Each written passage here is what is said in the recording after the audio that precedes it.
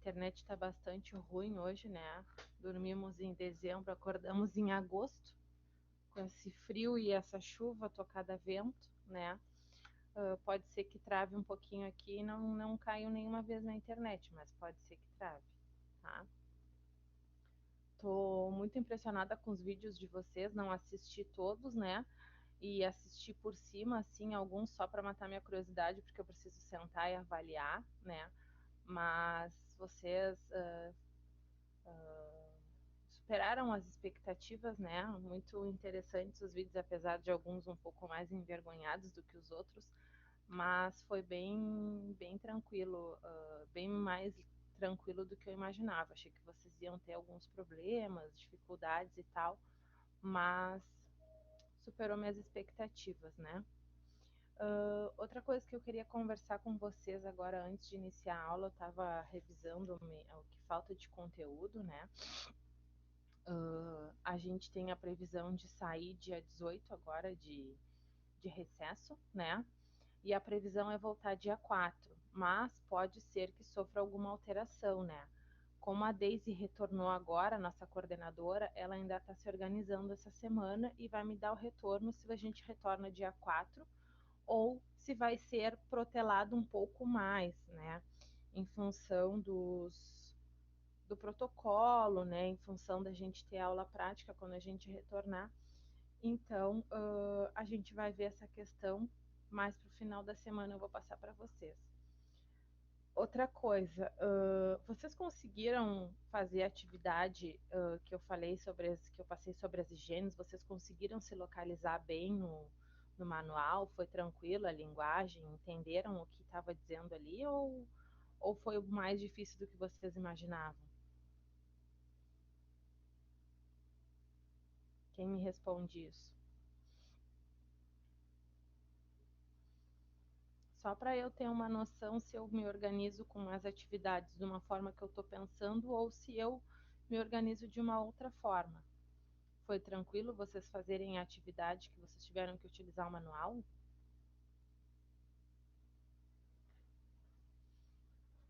Alguém me responde, gente.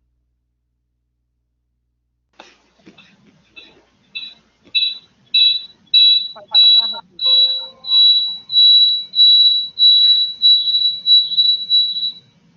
Oi, Rodrigo, pode falar.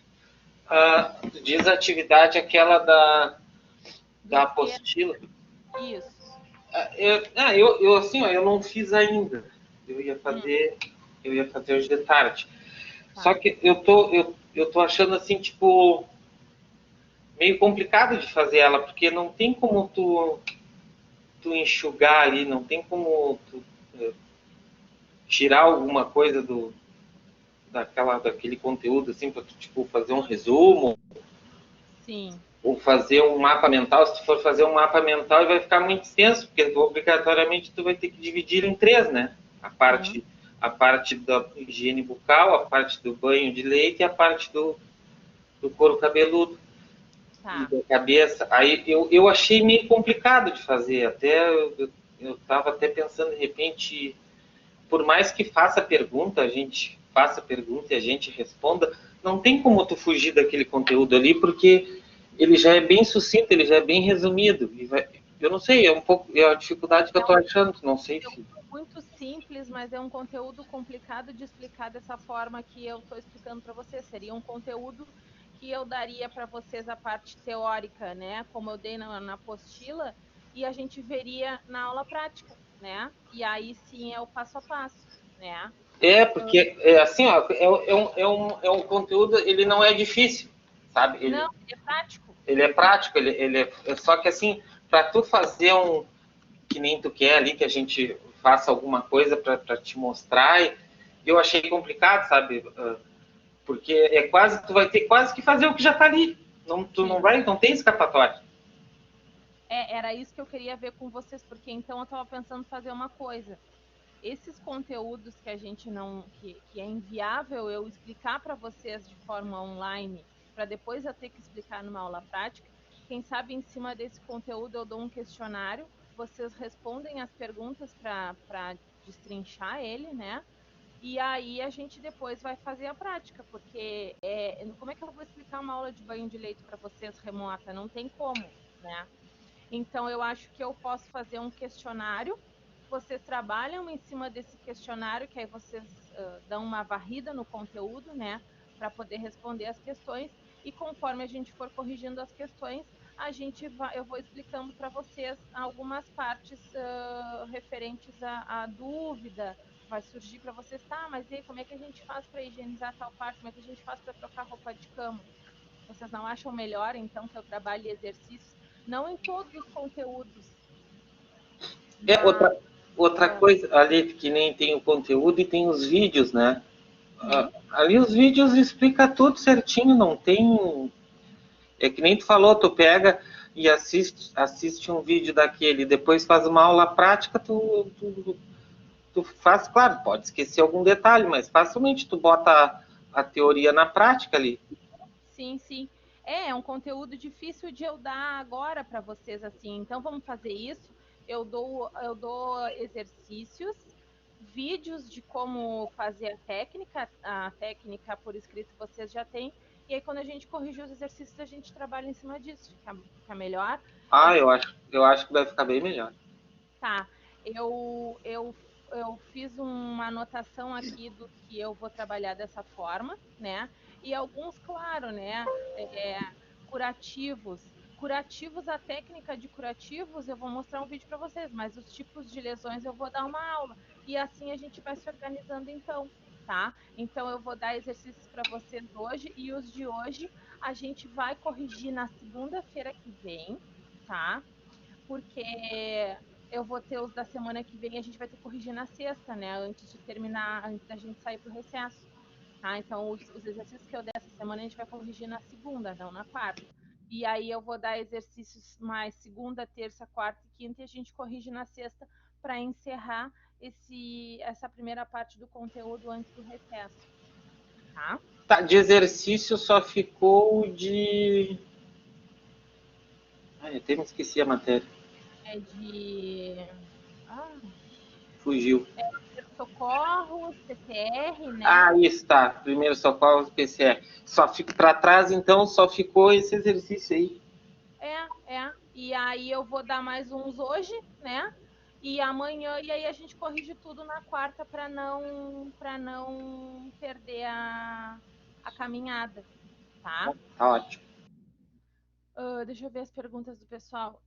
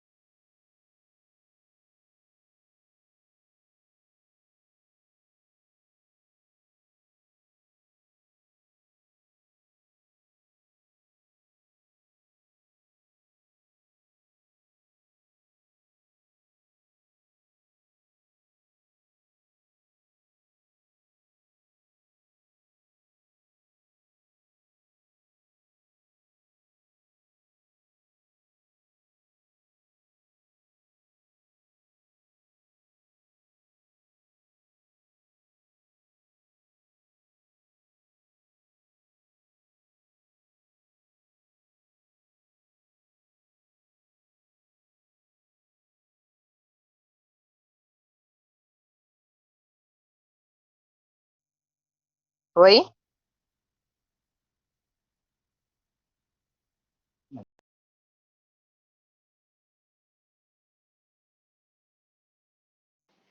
Oi, Ana, tá me ouvindo?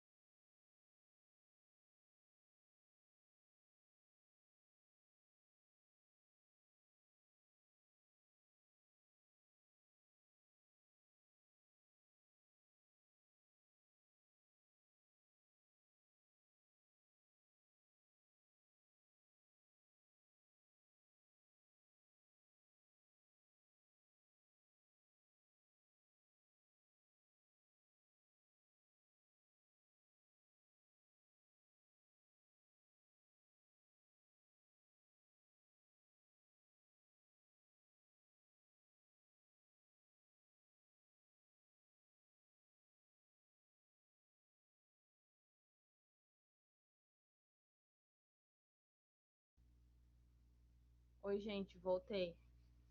Fui derrubada.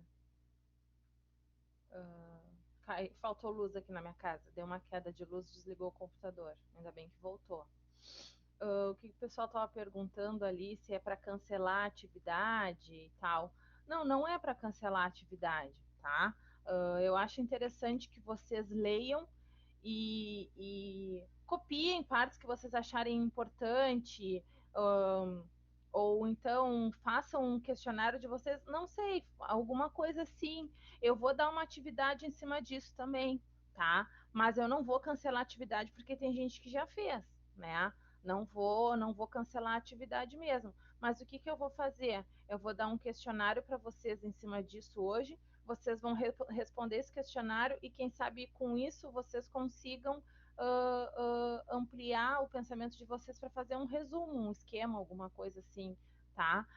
Não é uma atividade avaliada, tá, gente? É uma atividade que eu só queria ver para ver se vocês colocaram tudo o que precisava, mas não é uma atividade avaliada, tá? Quem fez é válido e quem não fez, faça alguma atividade, porque a gente vê o banho de leite é uma coisa muito comum todos os dias no hospital e a gente vê que as pessoas fazem muito, muito, muito a técnica errada, mas muito mesmo, né?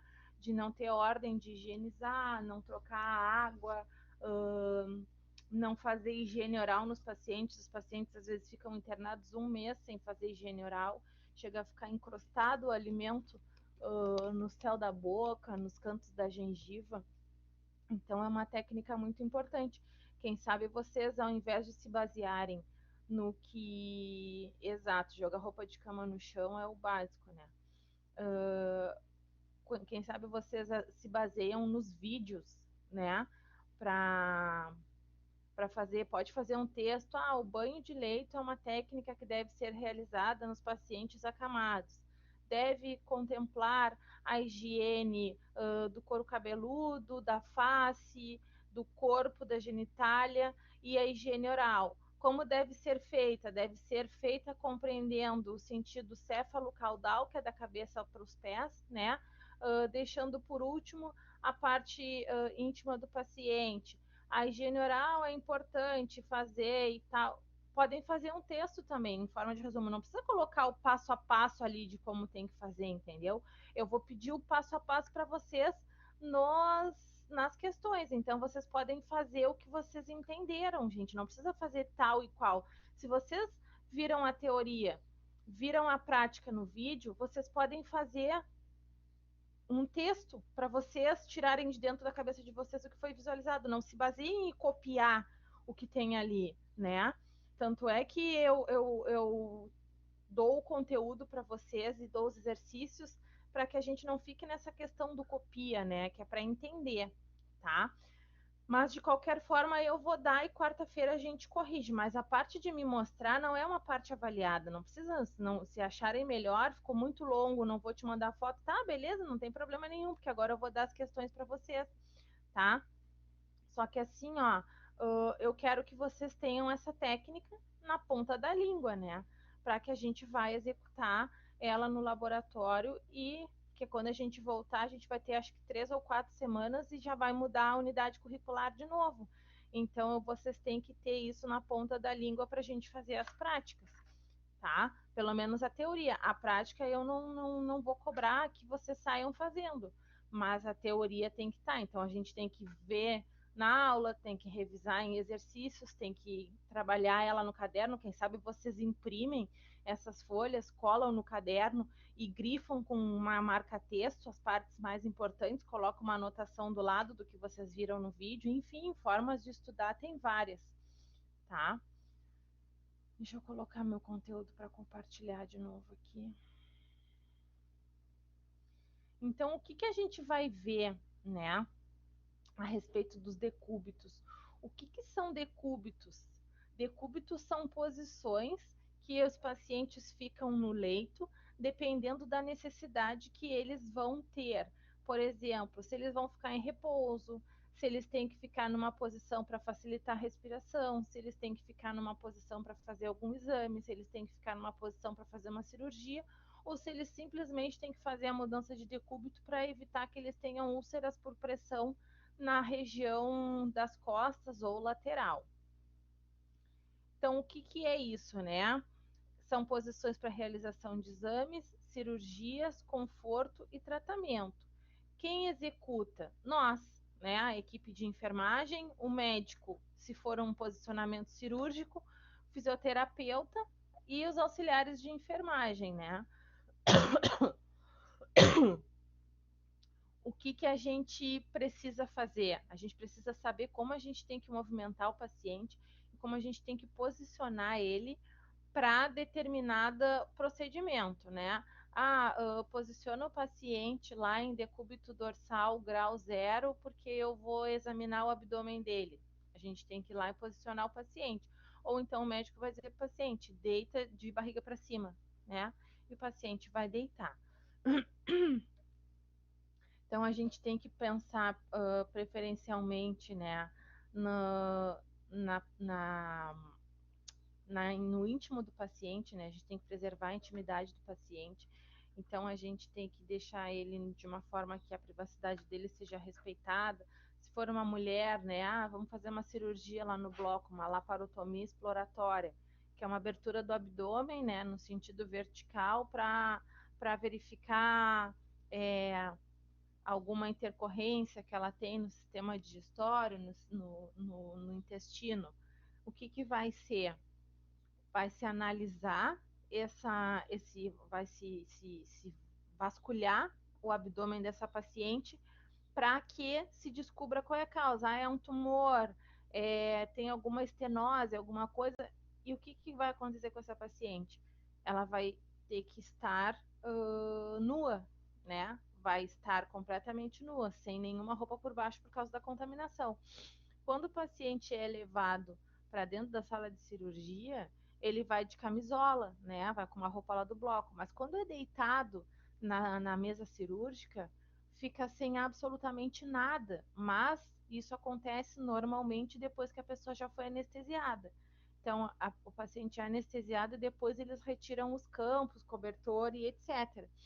E aí a pessoa fica ali, né, sem poder se defender e completamente exposta. Então, a gente pode colocar uma compressa em cima do seio, uma compressa na região íntima somente para cobrir, né? Para que não fique exposto, porque é muito comum para quem está lá dentro do bloco, mas é uma situação bastante desconfortável, tá?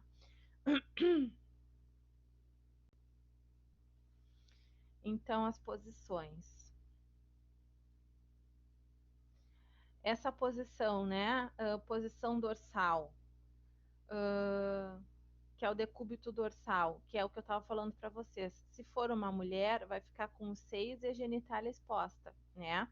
Essa posição prona aqui é uma posição que estão usando muito na COVID, né? Para que evite a compressão pulmonar. E aí também a pessoa fica com a região íntima posterior aparecendo. Então não custa nada, não vai fazer diferença nenhuma para o procedimento cobrir a parte íntima com uma compressa, né? Só jogar uma compressinha por cima, nada mais. A posição de SINS, né? Essa posição aqui é uma posição que a gente utiliza lá no hospital para fazer os enemas nos pacientes, que é para colocar um líquido glicerinado no reto para paciente que está com prisão de ventre, fecaloma e etc. Então, o paciente tem que ficar nessa posição aqui. Ou para verificar a temperatura na região retal, né? O que é mais raro, mas pode acontecer. E aí, o que acontece aqui? É completamente desconfortável para qualquer pessoa ficar nessa posição, né? E a gente sabe que quando a gente for fazer esse procedimento, não tem como fazer o paciente deitar assim dentro do banheiro. Então, a gente vai ter que fazer isso no leito do paciente. O que a gente vai utilizar? Biombos, né? Muitos biombos, 2, 3 biombos na volta, para que as outras pessoas não visualizem o que está acontecendo ali, né? Até porque o paciente se retrai e às vezes não faz efeito nenhum o enema nele. Outra coisa que a gente tem que cuidar, né? Quando a gente for fazer a administração de um enema, a gente não pode ficar aqui nessa linha, né, gente? Porque vocês sabem que assim como entrou rápido, pode acabar saindo na gente. Então, porque às vezes não dá tempo de ir no banheiro, né? Então, a gente tem que prestar muita atenção em ficar nessa posição aqui, nessa linha reta, né? Porque a aplicação do enema, ela vem por um equipo que a gente introduz no reto, então a gente não precisa ficar parado aqui atrás, a gente pode ficar parado aqui, tá? Mas tem que respeitar a privacidade e tem que conversar com a pessoa, que é a única forma que tem de ajudar ela. Não adianta, não tem como ir no banheiro, não tem como fazer isso em outro local, tá? Tem que ser feito no leito mesmo, e, né, explicar para algum outro paciente, se for possível, os pacientes, os acompanhantes caminham, então pedir para eles se retirarem do local naquele momento quando a gente faz o procedimento. Isso é nosso direito, né, de ter privacidade, nosso do paciente, e dever deles também de se retirar.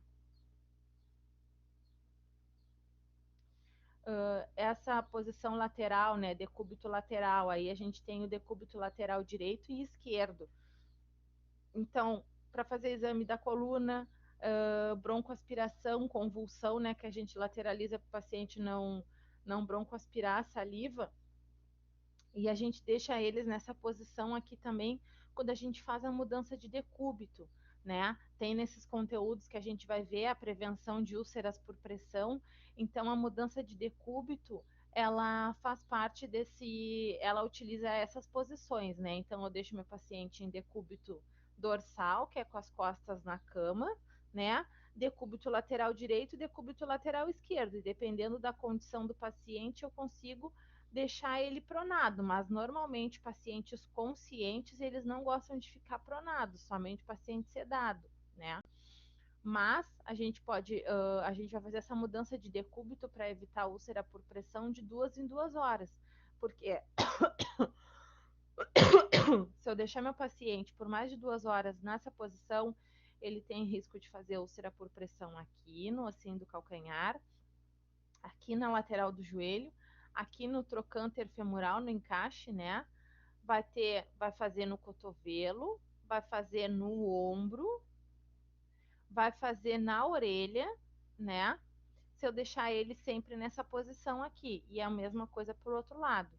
E se eu deixar o meu paciente muito tempo deitado assim, ele vai ter risco de fazer uma úlcera por pressão hospital, né? Escápula, na escápula direita e esquerda, cotovelos, né? Na região aqui, vou desenhar no abdômen, mas é na região posterior. Aqui na região sacral, muito, muito, muito comum, muitíssimo comum mesmo. Vai poder fazer aqui na panturrilha e nos calcâneos, né? E é assim, ó, um dia vocês dão banho no paciente e ele não tem nada. No outro dia está um pouco vermelho. No terceiro dia, na mesma posição, já fez uma bolha. E depois que essa bolha rompe, aí vai aumentando a úlcera diariamente, se não fizer a mudança de decúbito, tá? Então, as posições ortostáticas, né? Para fazer exame ortopédico, neurológico e para avaliar reflexos de membros superiores e inferiores. A posição Fowler, né? A posição Fowler é uma posição muito usada. Aqui está em posição Fowler a 60 graus, mas deixa eu ver se tem aqui. Ah, tem. Ela tem outros graus, tá? Essa posição aqui é muito, muito, muito, muito utilizada para paciente que está infundindo dieta na sonda nasentérica, paciente que está com dificuldade respiratória e precisa ficar assim para oxigenar melhor, tá com ventilação, com oxigênio-terapia, né? Tentem deitar retos para ver se vocês respiram bem. Não respiram, né? E a gente tem que deixar confortável aqui a mão, porque às vezes quando a gente percebe a mão tá caída para fora do leito e tá inchada, tá causando desconforto, porque às vezes eles não se dão conta. Então a gente tem que deixar a mão apoiada para não cair, não precisa ser um travesseiro, pode ser um rolinho de lençol, pode ser um rolinho de cobertor, pode ser qualquer coisa que o paciente tiver ali, um casaco, um roupão, qualquer coisa, tá? Para deixar ele mais confortável possível. E cuidar também para deixar os pés sempre juntos, porque também pode cair um pé para fora. E a gente tem que cuidar aqui, ó, essa região, né? O que tem lá nas camas hospitalares? Aqui no desenho não tem, mas lá nas camas hospitalares tem a grade na ponta. E quando a gente vê, eles estão fazendo lesão na sola do pé, porque está comprimindo o pé contra a grade da cama. E muitas vezes a gente tem que colocar um coxinho aqui.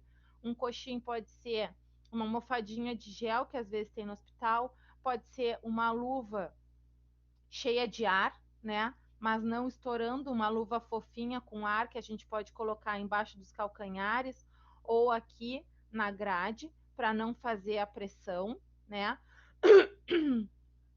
Ou a gente pode colocar um cobertor aqui embaixo dos calcanhares, um rolinho de lençol, um rolinho de cobertor que impede que escorregue. Essa aqui é a... O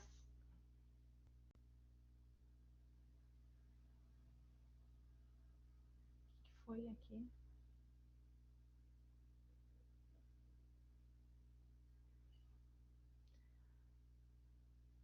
A pé para o alto, cabeça para baixo, para não desmaiar, Léo.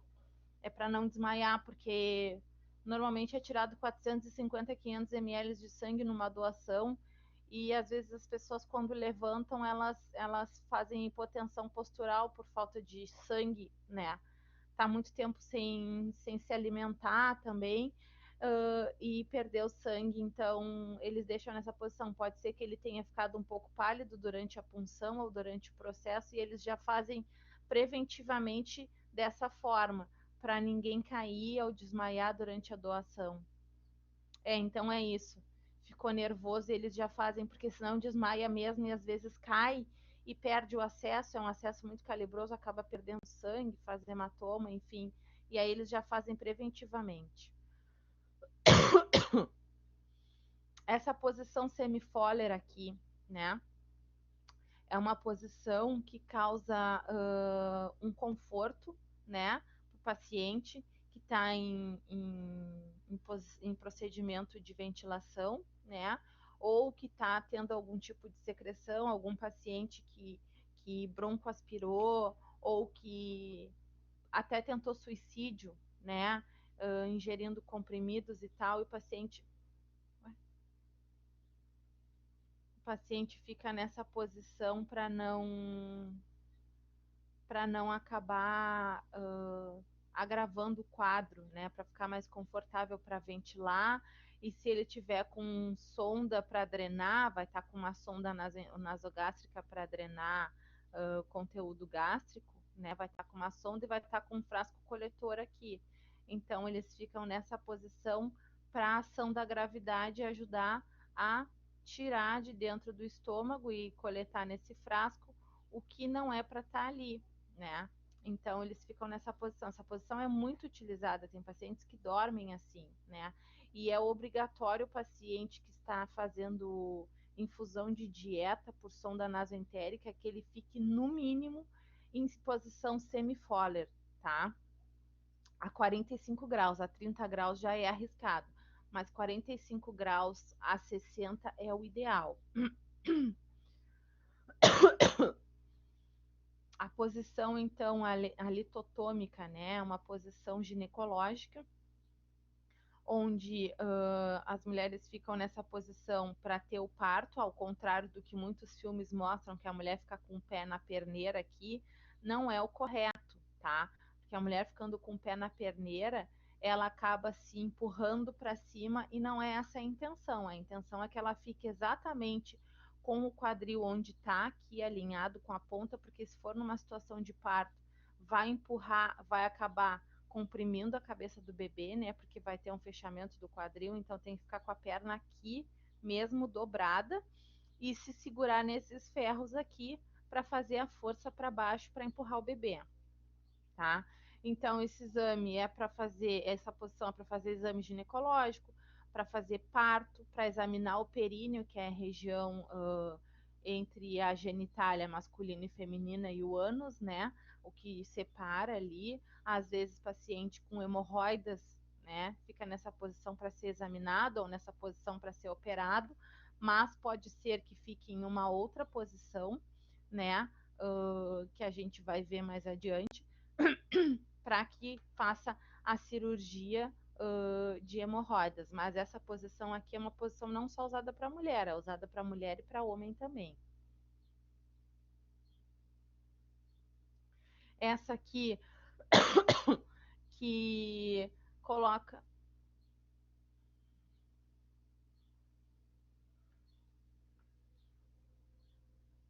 decúbito é a mesma coisa, o Rodrigo, para crianças, mas na UTI NEL também se usa o prona, né? Se coloca as crianças de barriguinha para baixo, né? Claro, bebês recém-nascidos, né? Mas criança mesmo é ou tá sedada ou tá se movimentando sozinho, né? A gente não vai dizer para uma criança que ela tem que ficar em repouso e deixar ela parada ali. Tem que ter alguma coisa para distrair. Mas se for bebê recém-nascido, eles ficam naquelas posições, decúbito lateral direito, esquerdo, fica supinado, pronado, né? E coloca coxins também. Tem um coxim que é uma rodela, né? Furada no meio, parece uma boia daquelas de piscina, que fica encaixado o quadril da criança ali dentro. Faz um ninho e também tem as redes que coloca dentro da incubadora, redes de crochê, e as crianças ficam deitadas naquela rede ali, eles botam uma perninha para fora, eles botam um bracinho para fora e não faz compressão de nenhum local, compressão forte, né? Porque eles ficam assim. Então tem várias formas de posicionar a bebê, né? Bebê ali de até 1, 2, 3 meses, eles ficam bem quietinhos nessas posições. Depois aí eles já levantam a cabeça, já tentam se mexer, mas aí já não é mais uma idade para estar na UTI neonatal, aí já vai estar lá na pediatria, né? E conforme for a situação, a mãe vai poder ficar junto sempre. E aí a mãe fica no colo, a mãe deita junto, bota num bercinho, né? Mas enquanto eles têm até 3 meses, dá para posicionar bem, fazer a mudança de decúbito conforme a gente acha necessário, tá? E tem a posição ginecológica.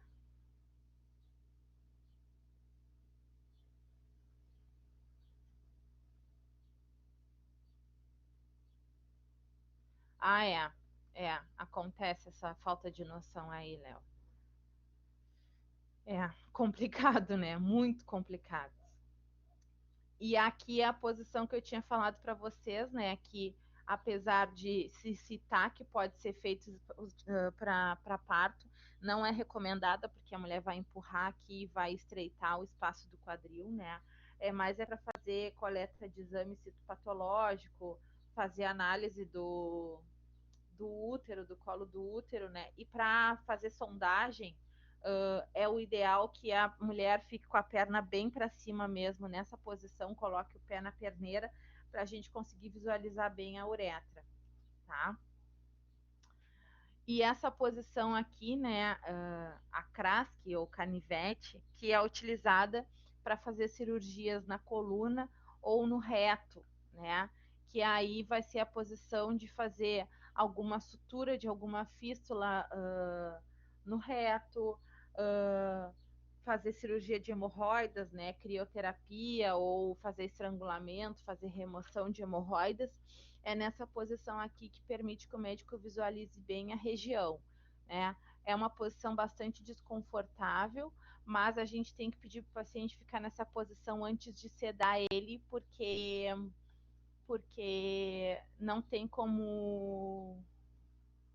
Não, próstata não necessariamente fica nessa posição. A próstata pode ser a litotômica, tá? Pode ser essa posição aqui, ó. Pode ser que o médico utilize, mas dependendo do grau, tem uma obstrução muito grande, não vai conseguir chegar lá porque aqui tem uma compressão natural dos órgãos, aí ele pode deixar nessa posição aqui, tá? Para mexer na próstata do paciente. Aí vai de acordo com a situação.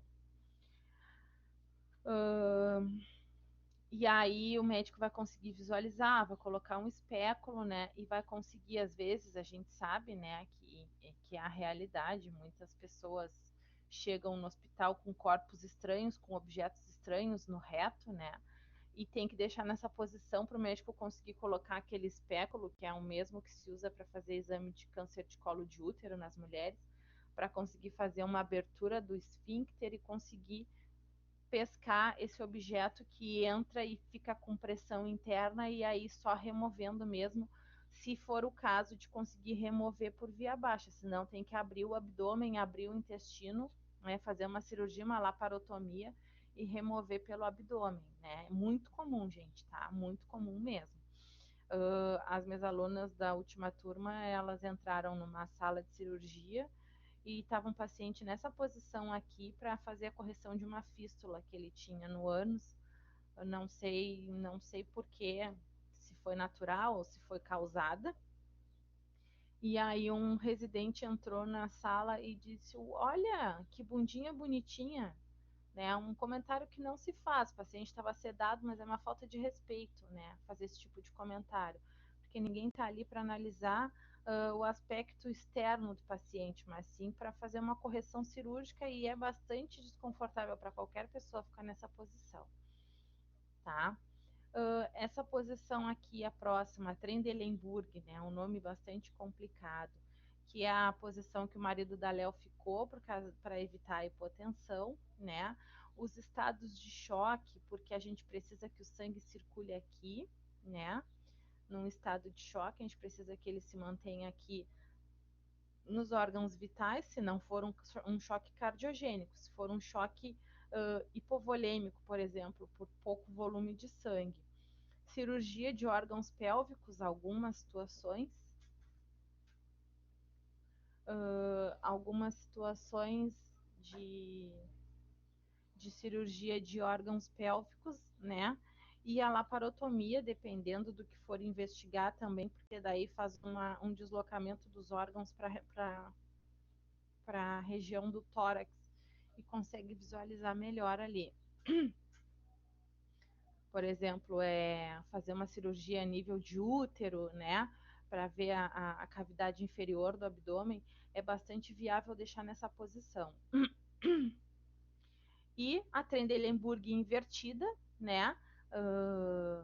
Que é ao contrário da outra, com os pés para baixo e a cabeça para cima. Cirurgias nos olhos, cabeça e pescoço para diminuir a circulação aqui, né? O paciente acaba ficando com um pouco de edema em membros inferiores, mas para diminuir a circulação na região da cabeça. Consegue fazer essa posição para favorecer esse manejo do paciente não ter sangramento. Facilitar a respiração, enfim, mas se for a finalidade de facilitar a respiração, broncoaspiração e evitar vômito, a gente vai deixar as pernas do paciente fletidas, né, para não ter motivos de ele fazer lesão nas plantas dos pés, tá? E essa última posição aqui, uma posição bastante desconfortável também, mas tem se usado muito para fazer parto normal humanizado, né? As mulheres têm ganho os bebês nessa posição, que é uma posição que permite que não tenha compressão de nenhum osso do quadril e facilita a força, né? Pela ação da gravidade. Então, tem sido bastante utilizado em partos humanizados, em banheiras, ou se coloca a paciente no chão, num campo, e a paciente faz assim, porque depende do desconforto que a contração está causando. Se a paciente sentir melhor, que ela está melhor assim, porque vai estar abrindo o quadril dela, ela tem todo o direito de ganhar o bebê assim, né? E se permitir que seja filmado, aí é por conta e risco da própria paciente. Mas eu tenho visto, sim, principalmente parto pélvico, que a criança está sentada, tá? Mas parto normal também. Tem mulheres que ganham de cócoras, igual Índia, tem até uma cadeira que facilita a mulher se sentar, né? E é dado um espelho para a mulher ficar vendo a criança saindo ali. Às vezes a própria mãe segura o bebê saindo de cócoras. Aqui o pai pode segurar o bebê, né? São situações humanizadas, né? Apesar de eu achar que o parto normal por si não é nada humano, mas enfim, né? Só quem passou para saber.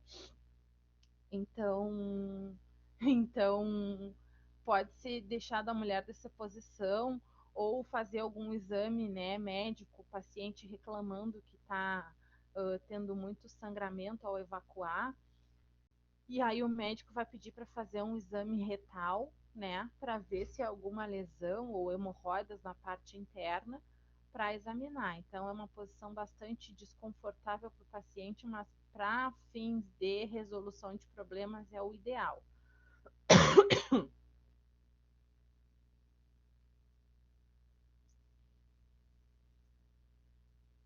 Então da parte de decúbitos é isso, né? Não tem nada muito específico. Eu tenho um material em Word que eu preparei para vocês, mas o, o,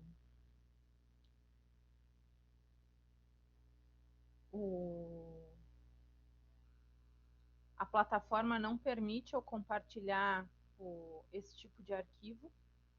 Eu vou salvar ele em PDF para ver se eu consigo colocar aqui para vocês. Só um minuto.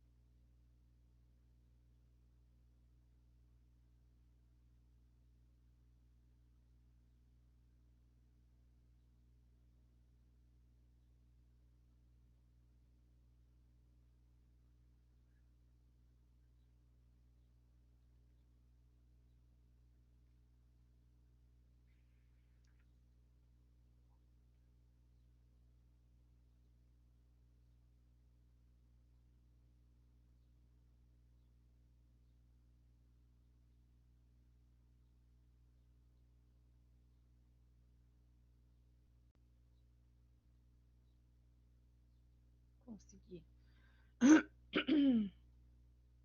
Então, gente, eu vou dar um zoom aqui, mas o que me interessa não é a parte da teoria aqui, né? O que é esse material aqui que eu trouxe para vocês, que eu vou postar lá na plataforma também? É um material falando sobre o preparo do leito do paciente, tá? A gente sabe que a gente não higieniza leito, a gente não limpa o leito do paciente, mas no momento que o pessoal da higienização concluiu lá a limpeza concorrente ou terminal, na verdade a concorrente a gente, se tiver condições, a gente entrega as roupas de cama limpa para os acompanhantes, tá? Mas pode acontecer de a gente precisar arrumar, porque o paciente é acamado, não tem ninguém, a gente tem uma forma de arrumar com ele em cima, mas que a gente só tem como ver na prática, a gente não tem como ver aqui na teoria, que é basicamente o que vocês viram lá no vídeo de banho de leito, de como veste leito com o paciente na cama, tá? Então a gente tem um leito fechado, que é um dos leitos que se utiliza, que é quando o leito está desocupado, é o que a gente deixa pronto para receber um paciente que vem proveniente do pronto-socorro, sem nenhum tipo de necessidade especial, tá?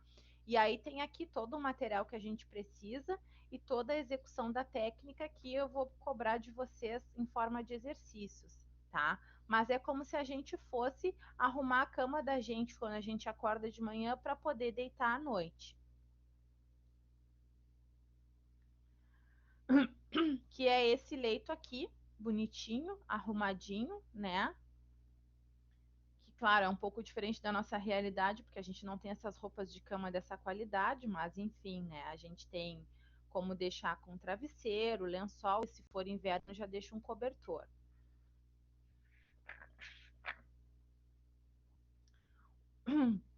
O leito aberto, né, um leito que está sendo ocupado por um paciente que pode se locomover. Então, é uma cama que a gente vai deixar arrumada. Ah, o paciente vai tomar banho de chuveiro. A gente deixa a cama arrumada para quando ele retornar, ele simplesmente deitar. Qual é a diferença de um leito fechado para um leito aberto? O leito fechado, eu deixei ele aqui alinhadinho para quando alguém chegar, entender que ninguém ocupou essa cama, tá? Não adianta eu deixar coberta pela metade aqui, deixa eu apagar. Não adianta eu deixar a coberta dobrada aqui pela metade e a pessoa vai achar que a cama tá suja, tá? Então, o leito aberto, eu vou deixar essa dobrinha aqui para facilitar puxar a coberta para deitar. O paciente vem do banho, cheirosinho, limpinho, pijaminha trocado e deita na cama arrumadinha, tá? Claro que não é essa cama arcaica aqui, mas as imagens, essa imagem aqui fica bem clara e é uma imagem que é parecida com a imagem de cima.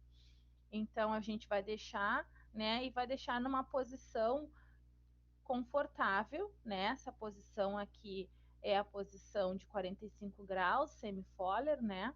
Para o paciente se sentar, assistir televisão, se for o caso, ou ficar repousando no leito.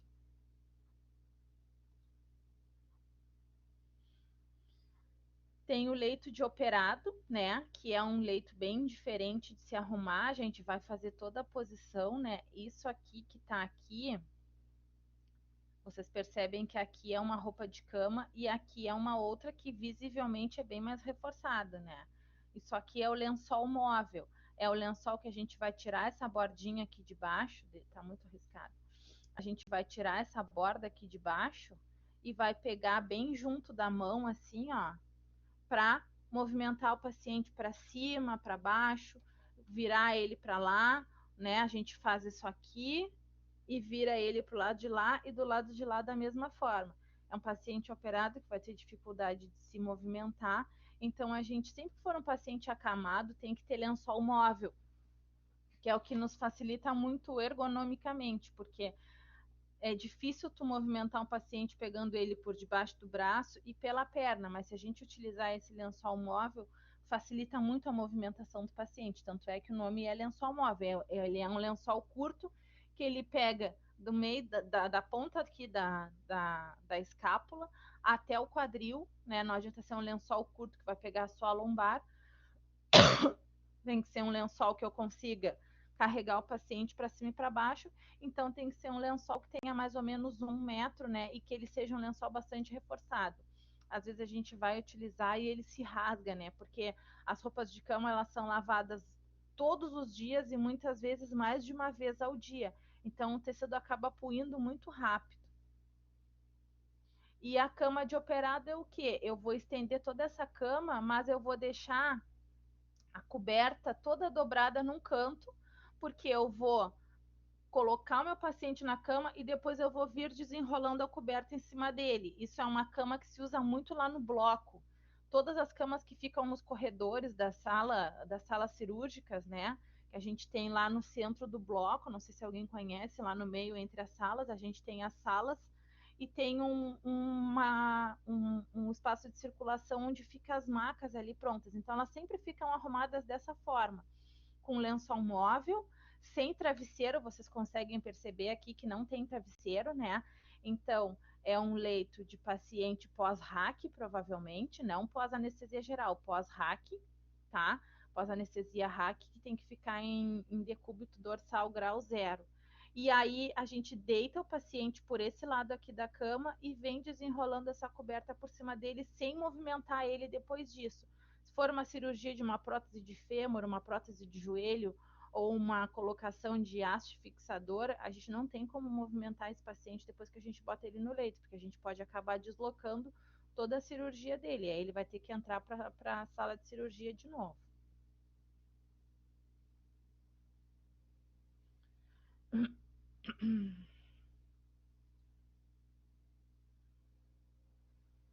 Tá? Esses são os 4 tipos de leitos que a gente vai fazer. E o leito com o paciente, né? É onde ele não pode se locomover, é um leito arrumado durante o banho de leito, que é aquele que vocês viram lá na técnica de banho de leito, que mostrava lá nos vídeos, né?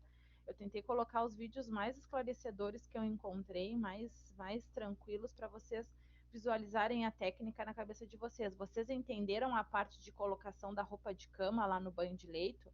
Vocês conseguiram entender a lógica daquela roupa de cama ser colocada com o paciente junto? Ou alguém não entendeu? Alguém tem alguma dúvida quanto aos vídeos de banho de leito? Eles eram bem explicativos, mas às vezes fica uma dúvida, né?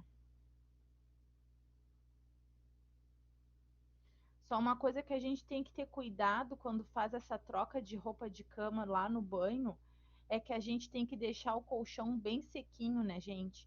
Senão a gente já vai partir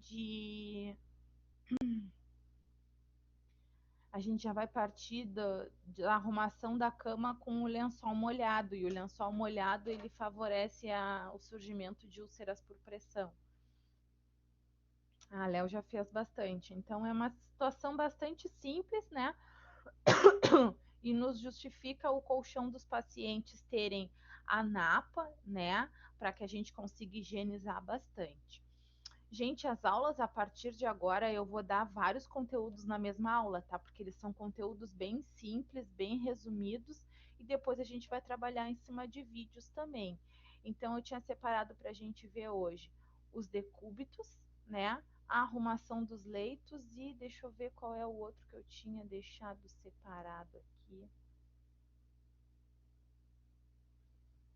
Ah, os cuidados pós-morte, tá? Eu tenho uma atividade para dar para vocês a respeito de morte, de finitude, né? O que é finitude? Finitude é o final da vida de uma pessoa, um diagnóstico de câncer terminal ou um AVC hemorrágico que não tem mais o que fazer, né? Um paciente com câncer, um tumor cerebral, né? E aí a gente tem a parte da finitude. O que a gente faz na parte da finitude?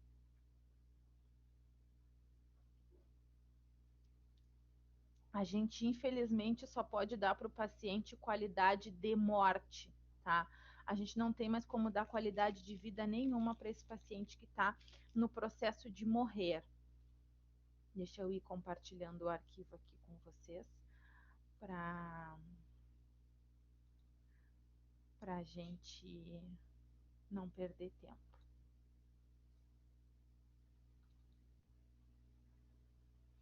a gente tem que dar para o paciente, então, qualidade de morte. O que é qualidade de morte? É medicação para dor, conforme a prescrição, né? Às vezes a medicação está prescrita para ser feita de 3 em 3 horas e a gente tem que acabar fazendo de 1 em 1 hora, né? Para dar uma cedida, mas a dor é tanta que não passa. A gente tem que passar a alimentação, a dieta no paciente, para ele não morrer por inanição, né? Para não morrer sem comer e sem hidratar, né? Que isso é uma situação bastante comum durante o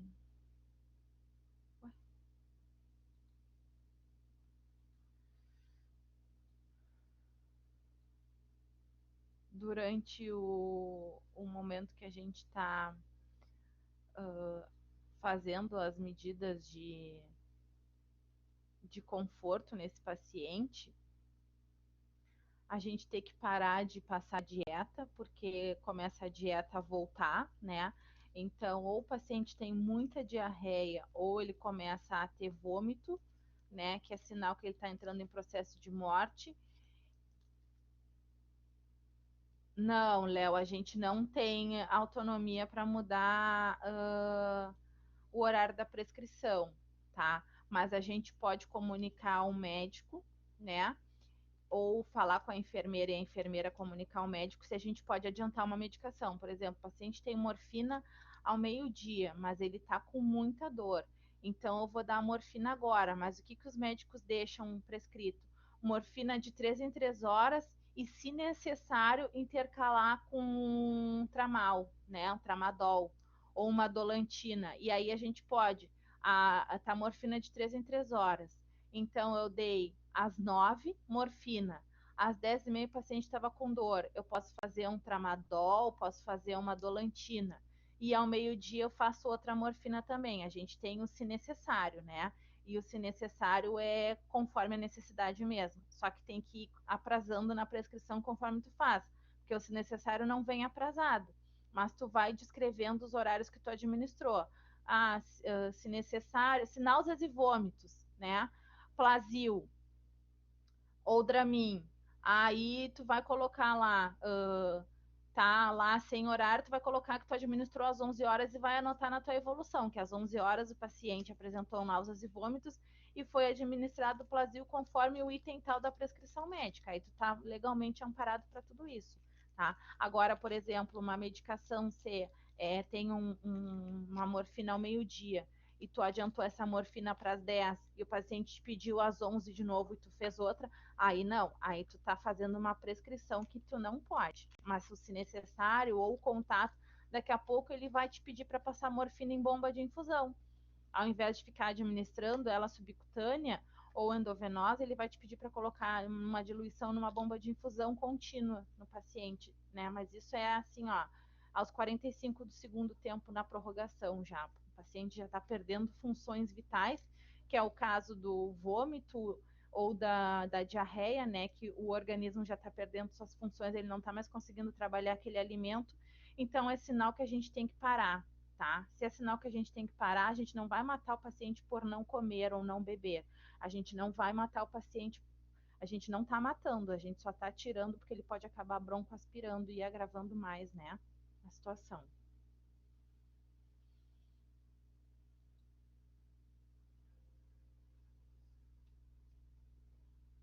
Então, o que a gente faz, né, nos cuidados pós-morte com o paciente?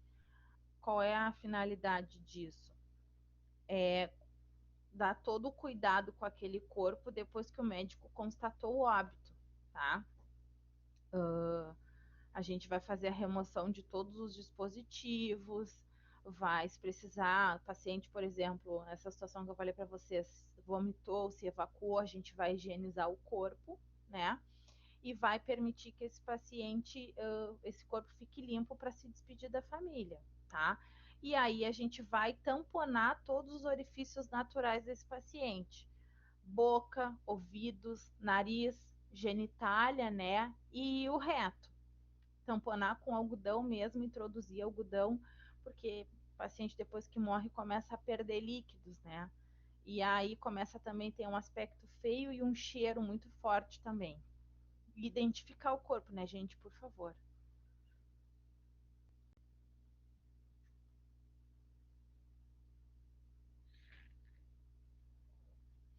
Então, quando que a gente não deve fazer o tamponamento nesses pacientes, né? Corpo que vai ser encaminhado para o IML, por exemplo, vocês trabalham lá no pronto-socorro, chegou um baleado, né? Ou suspeita de envenenamento, alguma coisa assim. Não adianta a gente tamponar porque ele vai ser necropsiado, vai para o IML, o médico vai fazer a incisão, né? E vai analisar os órgãos, como a gente já conversou nas aulas de neuro lá. Em outras aulas, ele vai avaliar o que aconteceu com esse paciente, para poder dar uma causa mortis no atestado de óbito. Então, é um paciente considerado morto, mas sem a conclusão da causa mortis ainda. Vai ser concluído após o laudo da necropsia. O que a gente precisa para fazer isso, né? Todos os equipamentos de proteção individual que a gente puder utilizar naquele momento, dependendo da causa daquela morte, principalmente. Um biombo, mas o ideal é que peça para os outros os acompanhantes, eles devem sair do quarto, tá? Os acompanhantes de outros pacientes. Se os pacientes não puderem sair, a gente tem que colocar um biombo, porque é aquela história, todo mundo que está dentro do quarto está achando que a morte vai passar por ele, né? Então a gente tem que preservar, porque a pessoa pode achar que vai morrer e vai ficar pensando, pô, vou passar por toda essa situação aí, vou me colocar algodão por tudo que é orifício do meu corpo. Então, e não é legal com quem morreu, né? É uma falta de respeito com o corpo dessa pessoa.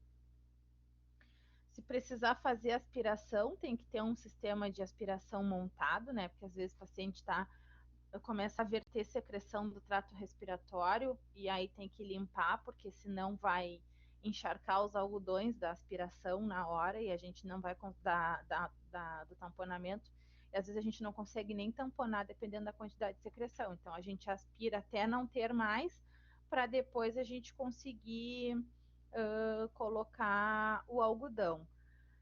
A pinça Sharon, que é uma pinça bem longa, que a gente utiliza para introduzir o algodão, né? Então, se eu quiser introduzir o algodão no nariz, vamos supor que esse lápis seja uma pinça, eu vou empurrar, tá?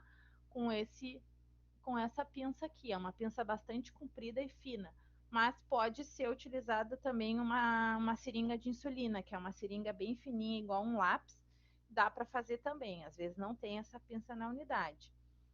Uma tesoura ou um bisturi, se necessário, para cortar algodão, ataduras e etc. Gente, que isso? Caiu um mundo agora. Escutei um barulho, é a chuva.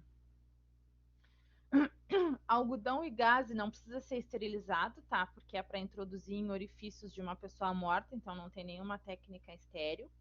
Atadura de crepe para a mandíbula, senão cai depois da morte, aí vem o rigor mortis e a pessoa fica com a boca aberta. Aí, para fechar, só fraturando, tá? Então, a gente vai amarrar a cabeça desse paciente nesse sentido, tá? Para que não caia. Para amarrar as mãos, né? Ou a gente amarra as mãos assim, ou a gente amarra as mãos assim, ou assim, né? Conforme a gente conseguir, porque às vezes o paciente está muito inchado, a gente não consegue, mas o que de fato a gente tem que deixar naquela posição de velório, né? A pessoa com as mãos em cima do tórax ou do abdômen, porque depois que entrar em rigor mortis, aquilo ali vai ficar daquela forma, tá? Se conseguir trançar os dedos, trança. E os pés, né? Porque senão os pés vão se abrir conforme tu passar ele vai se abrir. Fita adesiva ou esparadrapo, né, com os dados de identificação do paciente, o nome completo dele, o registro geral, a data de nascimento, data e horário do óbito, setor e número do leito e o nome do responsável pelos cuidados. Então, vocês vão fazer a etiqueta mortuária nesse paciente. A gente vai higienizar ele, se for necessário, a gente vai precisar do mesmo material de banho de leito, tá? Se tiver alguma prótese do paciente guardada com a gente vai recolocar nele, né, para ficar esteticamente melhor, a não ser que a família não queira. Uma maca sem colchão. Sim, teve um tempo, Léo, que a gente não a gente não estava tamponando, mandava direto para a funerária, eles lavavam lá o corpo e tudo e tamponavam. Agora mudou, tá? Agora voltou a ser feito lá na unidade mesmo. Ele já vai pronto para a funerária, só não vai com a roupa, né? Lá na funerária que eles vestem. E sim, Maiara, é feito no leito do paciente, não tem uma sala de tamponamento no hospital. É feito no próprio leito do paciente mesmo. Onde ele morreu, a gente já vem com os materiais, já tampona ali na hora, tá? Uma maca sem colchão não se transporta a óbito em maca com colchão, tá, gente? É maca sem colchão. Então já tem uma maca sempre na unidade sem colchão. Lá na Santa Casa, se não tiver na unidade, a gente desce lá na frente do morgue e pega, tá? Que é a gente transporta óbito em maca sem colchão. Os materiais da desinfecção terminal, aí vai conforme o procedimento operacional padrão do hospital, né? Às vezes é a equipe de enfermagem, mas normalmente é a equipe de limpeza que faz a desinfecção terminal da unidade. E aí, como é que a gente vai fazer, né? A gente tem que desligar todos os equipamentos após constatar que o paciente está em óbito. Não adianta fechar o oxigênio com o paciente vivo ou fechar a bomba de infusão com o paciente vivo, né? Então a gente vai fechar tudo, vai higienizar as mãos, né? Porque de qualquer forma ele é uma fonte de disseminação de infecção. Se a gente tiver tocado em outro paciente, vou tocar no morto. Não, mas alguém vai tocar nele também.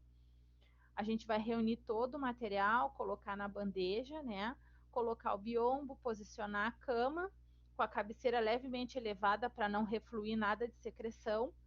Vai forrar a escadinha com papel toalha para colocar a bacia para fazer a higienização.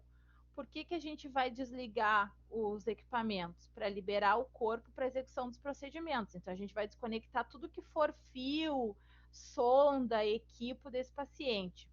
A higienização das mãos é para reduzir a transmissão de micro-organismos. Reunir os materiais para economia de tempo, né? Porque senão a gente vai ficar zanzando pela unidade. Colocar a bandeja na mesa de cabeceira para facilitar a execução do procedimento. O biombo é para proteger da curiosidade e diminuir o mal-estar dos outros clientes ou pacientes da enfermaria. A cama na horizontal, com a cabeceira elevada, é para facilitar a execução e diminuir os refluxos, né? E forrar a escadinha para facilitar a execução do procedimento e também para não contaminar aquela água.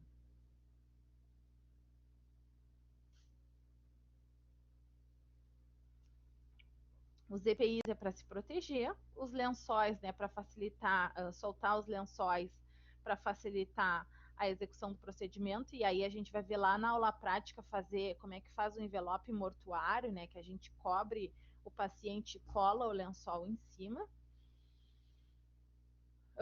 Fechar os olhos do paciente, né? E aí aqui a gente vai fechar esses olhos com fita adesiva e não é esparadrapo, tá, gente? Pelo amor de Deus, não cola esparadrapo nos olhos dos pacientes, é micropore, por favor, senão quando tirar lá na funerária vai arrancar a pele, a sobrancelha, os cílios, tudo junto.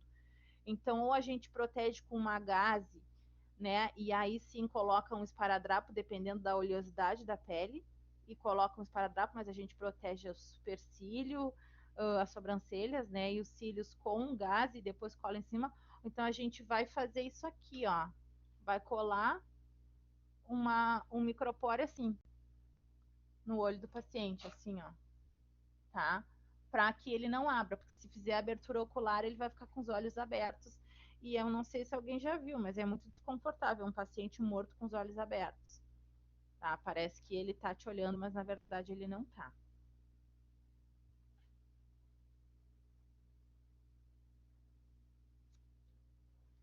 Vai retirar tudo que for aderido a esse paciente, né? Se a gente precisar retirar dreno, que eles têm uma bailarina de sutura, né? É uma sutura na pele com um fio pendurado. Então a gente tem que remover com fio de bisturi, com lâmina de bisturi, cortar esses pontos, retirar esses pontos. E às vezes a gente tem que tamponar esse orifício do dreno também, colocar um pouco de algodão ou fazer um curativo bem reforçado, porque vai continuar babando. Às vezes, se foi recém colocado lá no bloco, vai lá para a funerária ainda com dreno, e lá na funerária eles removem, porque senão vai ficar saindo o líquido, tá? Mas aí é o protocolo do hospital. Fazer curativo, né?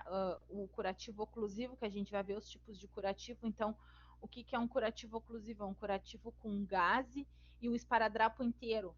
Vocês já viram o esparadrapo inteiro, ele é bem largo, né? Então, a gente faz o curativo totalmente fechado, o esparadrapo é impermeável, e aí não deixa sair para fora, vazar os líquidos, mas também tem que ver a quantidade de líquido, porque senão ele encharca da mesma forma. Fazer aspiração, se for o caso, né, para evitar a saída de secreções pela boca e pelo nariz. Colocar a prótese dentária, se for o necessário. Tamponar os orifícios naturais do corpo com algodão seco, né, utilizando a pinça longa, de maneira que o algodão não apareça, então o nariz vai ficar posicionado bem no osso aqui do nariz, o algodão não vai ficar aqui na ponta, o ouvido também não vai aparecer, a boca a gente vai colocar lá na região da garganta e nada dentro da cavidade oral, só lá na garganta, tá? Remover os curativos e refazer se necessário, se estiver sujo, alguma coisa assim. E a gente vai higienizar esse corpo, vai molhar esses curativos. Higienizar o corpo, né, para tirar secreções, sujidades e melhorar a aparência também.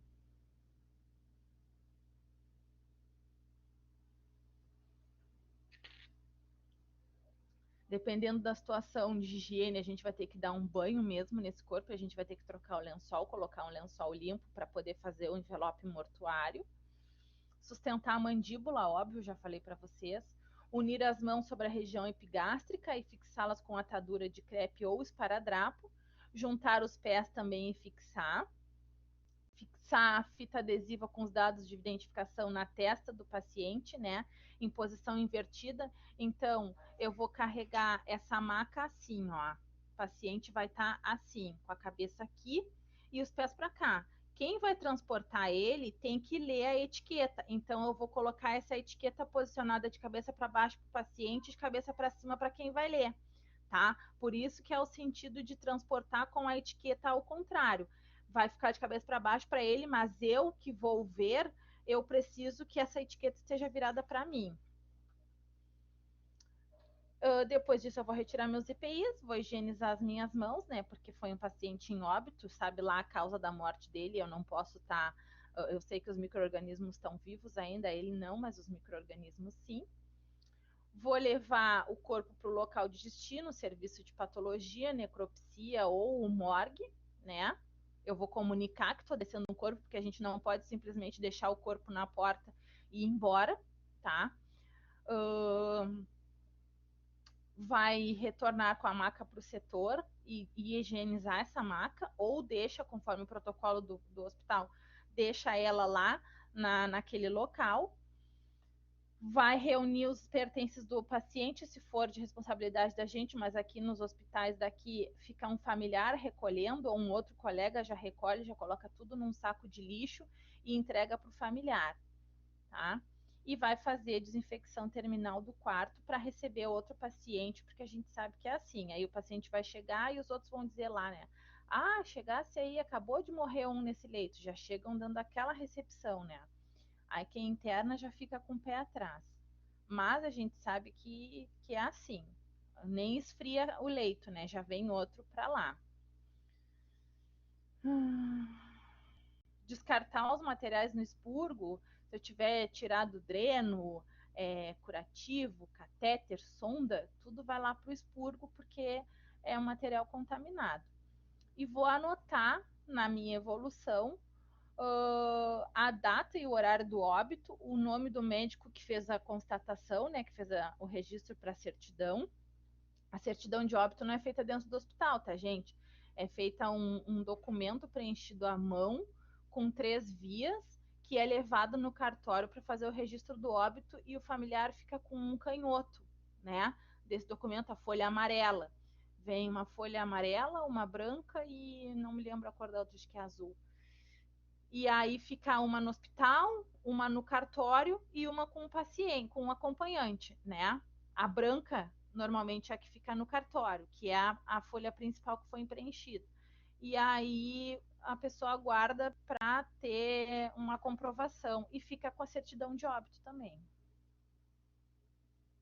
cair? Estão me vendo?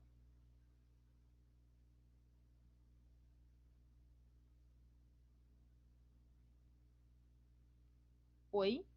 Acho que eu caí. Eu tô te vendo, não caiu. Ah, tá. Eu tava travado. Sim, a certidão de óbito tem que ser feita na hora que o paciente morreu, Maiara, a não ser que se é o paciente internado no hospital. Agora, se for um paciente vindo de fora, num pronto-socorro, vítima de um acidente, vítima de um atropelamento, vítima de uma facada, vítima de um tiro, vítima de latrocínio, qualquer coisa, aí tem que ir para necropsia, porque a não ser que seja assim, um paciente que estava em casa e morreu, né? Ah, ele era terminal de câncer, então o médico já vai colocar no atestado de óbito isso, mas se foi um crime, aí não faça certidão de óbito na hora, tem que fazer necropsia para apontar a causa-morte. Mas se é um paciente que morreu dentro do hospital, chega lá no quarto, o paciente está parado, não reverteu a parada, o médico que fez a parte de. Já deixa eu te falar, Léo. O médico que fez a parte de, de auxiliar a equipe ali, de comandar a equipe na manobra, ele já vai atestar que o paciente morreu por parada cardiorrespiratória, tá? Ou se é um idoso, morreu por causas naturais, tá? Morreu em decorrência do. Sim, né? A gente tem que ver as intercorrências que acontecem no momento, mas aí vai da conduta do médico, ele vai perguntar para a família o que a pessoa já tinha para colocar no atestado de óbito, se for o caso de não precisar fazer necropsia. Pode falar, Léo. No caso, assim, as pessoas que morrem em casa, né, a gente também tem que fazer esse processo de limpeza quando elas chegam no hospital? Não, aí vai direto para a funerária. Aí a gente nem participa de nada, vai direto para a funerária. Se morreu em casa e foi levado de ambulância ou, ou, ou foi constatado o óbito em casa, aí tu tem que chamar um médico para constatar o óbito em casa, dependendo da situação. Vem até a polícia junto, né? Para ver se foi uma causa natural ou não. E aí tu chama o serviço, e aí a funerária vem e recolhe o corpo na tua casa, e aí eles que fazem todo esse processo de higienizar, tamponar e tal. Aí nem vai para nossa mão, a gente só faz com quem morreu na nossa unidade. Tá? E aí na anotação vocês vão colocar que o paciente foi tamponado, né, higienizado, removido todos os dispositivos, trocado curativo e etc. E vão colocar a identificação da pessoa que recebeu os pertences, as intercorrências e outros achados importantes. Tem que colocar que os pertences foram devolvidos para o familiar, porque senão isso aí dá um problema depois. O que a gente tem que ter respeito, né? Já cansei de ver as pessoas descendo com óbito do elevador e os colegas dizendo, e aí, mais um presunto, e depois vem o familiar atrás, né? Não tem o que falar, não fala nada. Não vai conversar sobre o baile, não vai conversar sobre o final de semana, não vai conversar sobre o último plantão. São minutos e do mais absoluto silêncio. Não tentem confortar a família, a não ser que a família converse com vocês, mas não tentem confortar a família, não se apeguem, né? Não levem para o coração, pensem que aquilo ali é a naturalidade da vida. Eu sei que é difícil, mas a gente não pode levar para o coração, senão a gente é que fica doente. Então, foi o óbito, o familiar vai estar esperando na porta. Depois que vocês tamponarem, vocês vão sair e é direito do familiar acompanhar o transporte do corpo até o morgue, tá? E não precisa falar nada, não precisa comentar nada, não precisa fazer absolutamente nada. O silêncio é o mais absoluto respeito que vocês podem demonstrar nesse momento. Respeitar as crenças da família para preparar o corpo, né? Ah, na nossa religião não é permitido tamponar. Não, mas esse é o meu procedimento. Lá na funerária a senhora pede para retirar. Ah, a gente tem que cantar um ponto, a gente tem que fazer uma oração, sem problema nenhum, pode fazer a oração, depois eu entro, deixa a família se despedir, depois a gente entra, tá? Não fazer os procedimentos para os corpos que forem encaminhados ao serviço de IML.